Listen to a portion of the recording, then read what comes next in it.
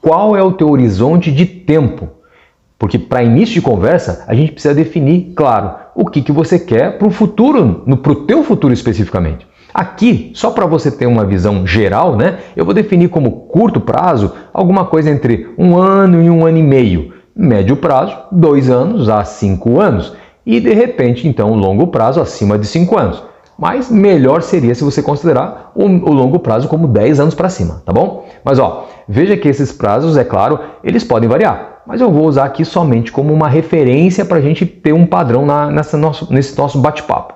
Então, assim, olha só, se você planeja manter um investimento por menos de 1 ano, é melhor você investir em ações mais estáveis, de primeira linha, que paguem ainda dividendos de repente. Veja que as empresas representadas por essas ações são geralmente, grandes corporações com balanços sólidos, o que torna então o risco de perda reduzido.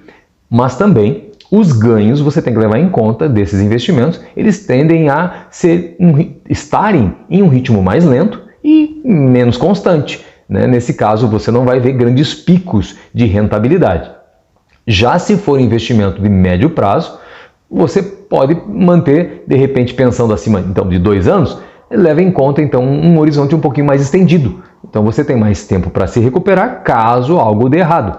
Aqui abre a possibilidade para investir em ações de mercados, por exemplo, emergentes, de qualidade, claro, sempre você tem que levar em conta isso, mas ou de repente outras ações de nível mais moderado de risco, que vão apresentar uma maior volatilidade, mas também com maior possibilidade de retorno. Agora, quando a gente fala de longo prazo, ou seja, que nem eu mencionei, mais de 5 anos, mas de repente mais de 10 anos seria até ideal, eu diria, nesse caso, você pode subir o teu nível de risco, de repente, porque você tem mais tempo para se recuperar se alguma coisa, de repente, no meio caminho der errado, por exemplo. Então você tem essa possibilidade de gerar uma maior rentabilidade para você, ou seja, mais dinheiro no teu bolso. Veja que eu disse que você pode, mas não quer dizer que você vai fazer isso. Porque isso depende do teu nível de risco, no sentido de que o que você está disposta para assumir e ainda, claro, sempre, dormir tranquilo à noite. Lembre-se de uma regra de ouro, ou seja, diversifique. Perceba aqui que uma parte importante da construção e manutenção de uma carteira de investimentos de qualidade é justamente o processo de espalhar os seus investimentos em várias ações, títulos, setores, mercados, ou seja, vários ativos. Por isso que antes de comprar uma ação, é importante considerar o nível de diversificação que já existe no seu portfólio. É como assim, exemplo, ó, você pode de repente estar pensando em comprar ações da Apple ou da Microsoft, mas quando você revisa os seus investimentos, você percebe que tudo que você tem no seu portfólio já são ações de tecnologia, por exemplo. Agora eu te pergunto, o que acontece se o setor de tecnologia quebrar de repente? Aqui você talvez diga, que isso não vai acontecer. Mas veja só, melhor que você achar é você se precaver. E só como exemplo, hoje a Microsoft, claro, disputa com a Apple o posto de maior empresa do mundo, com um market cap de mais de 2,5 trilhões de dólares. Mas não foi sempre assim, já que a referência da indústria de tecnologia, no caso a Microsoft, já divulgou em 23 de abril de 2009 um primeiro prejuízo trimestral após 23 anos como empresa de capital aberto. Então, a Microsoft relatou um prejuízo líquido de 388 milhões com uma receita de 13,6 bilhões nos primeiros 3 meses de 2009. Aqui você pode dizer assim, mas faz tempo. Mas não é que aconteceu faz tempo, não quer dizer que não possa acontecer novamente. Então, veja que havia investimento e muito entusiasmo nessa época. O valor das ações cresceu e impulsionou o índice, por exemplo, Nasdaq, a muitas vezes o valor do que havia se visto anteriormente. Por exemplo, ele cresceu mais de 1.000 pontos em 1995 e superou 5.000 pontos em 2000.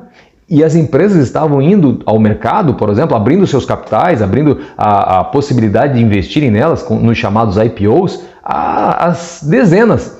E isso fez com que o preço, o valor, fosse crescendo assim exponencialmente, com as ações às vezes dobrando já no primeiro dia que eram apresentadas. Isso parecia um país das maravilhas, onde qualquer pessoa com uma ideia podia de repente começar a ganhar dinheiro.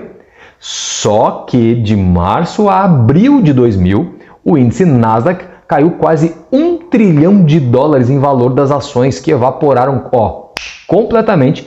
E um analista até chamado JP Morgan disse à Time, a revista Time, em abril de 2000, que muitas empresas estavam perdendo entre 10 e 30 milhões por trimestre, uma taxa que é obviamente insustentável e terminaria com muitos sites mortos e investimentos totalmente perdidos.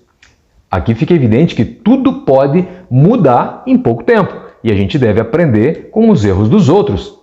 Vai fazer a gente economizar muito com isso e nesse caso que eu te falei, com o seu portfólio de repente focado exclusivamente em ações de tecnologia, você iria afundar junto com o setor.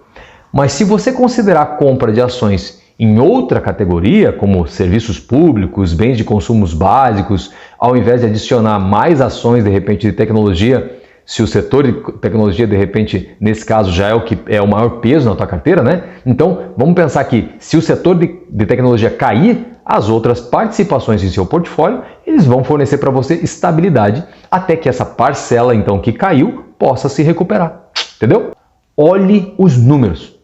Eu sei que a maioria das pessoas não gosta de números, muito menos de ter que procurar eles em balanço ou coisa parecida. Mas se você quer olhar ações de modo individual, porque claro, você pode comprar cestas de ações como os ETFs, por exemplo. Então, se não for nesse caso, é preciso ao menos identificar aqueles números mais relevantes dentro de uma empresa. E hoje em dia não é uma tarefa difícil, já foi no passado. Hoje, olha, vou te falar, é muito fácil. Mas claro, é um exercício de ir ao Google, digitar o nome da empresa e o termo que você quer procurar e ele já traz para você o resultado. Você não precisa fazer conta, não precisa seguir uma fórmula, não. Veja que sites como Yahoo Finance, por exemplo, ou Investing.com são simples de encontrar tudo sobre as empresas, como o balanço patrimonial de uma empresa, de repente, que você precise, que vai mostrar aos investidores o valor dos ativos que ela possui, ou de repente o montante da dívida que ela deve e ainda o patrimônio líquido que ela tem, que são pontos que revelam a saúde empresarial de uma companhia,